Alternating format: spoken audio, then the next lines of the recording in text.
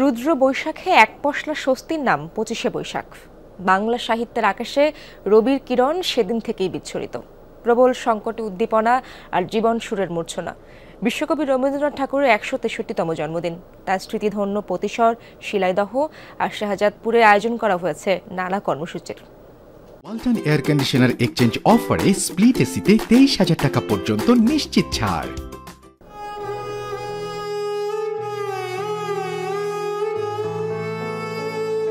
বাংলা সাহিত্য আকাশে সূর্যের মতোই দীপ্তমান তিনি।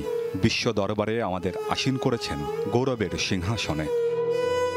এই মাটি জলের প্রেম, প্রকৃতি আর মানবতার সান্নিধ্যে রবীন্দ্রনাথ হয়ে উঠেছেন বিশ্বকবি। উনি প্রথমে এসে দেখলেন যে হিন্দু এবং মুসলমানের জন্য একটা আলাদা আলাদা জায়গা করার। তো উনি প্রথমে এসে প্রতিবাদ করলেন এটা, যে এই পূর্ণ অনুষ্ঠানে আমি যাব না যতক্ষণ পর্যন্ত উভয় সম্প্রদায়ের মানুষকে এক চোখে দেখা না হবে।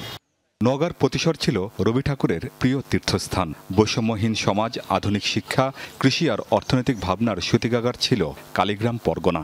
এসেছিলেন ১৮৯১ সালে, শেষবারের মতো বিদায় ছিল ১৯৩৭ খ্রিস্টাব্দে। প্রকৃতি এবং মানুষ কতটা একাকার, এই পতিসরে না আসলে বোধহয় কবির এই জায়গাটা শূন্যতা থেকে যেত। পতিসরই কবির এই প্রকৃতি এবং মানুষের সাথে একাত্মতা পোষণ করা বা মানবিক কবি হয়ে ওঠাতে অনেকটা ভূমিকা রেখেছে। রবীন্দ্রনাথ এদের মঙ্গলে কাজ করেছেন, রবীন্দ্রনাথ এদের কল্যাণে কাজ করেছেন। তিনি শুধু সাহিত্য রচনা করেন না, সাহিত্যে আমরা এই জীবনের গল্পগুলো পাই, কিন্তু পাশাপাশি এই অঞ্চলের মানুষগুলোর উন্নয়নের জন্য তিনি যে প্রবন্ধগুলো লিখেছেন, সেই প্রবন্ধগুলোতেও ফুটে ওঠে এই মানুষগুলোর অবস্থা কী ছিল।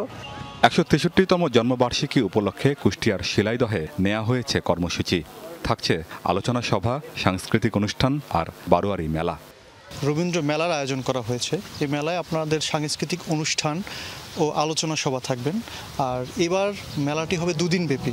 এছাড়া সিরাজগঞ্জের শাহজাদপুরেও আড়ম্বরে জন্মজয়ন্তী উদযাপন করা হচ্ছে। আমিন বাবু, যমুনা নিউজ।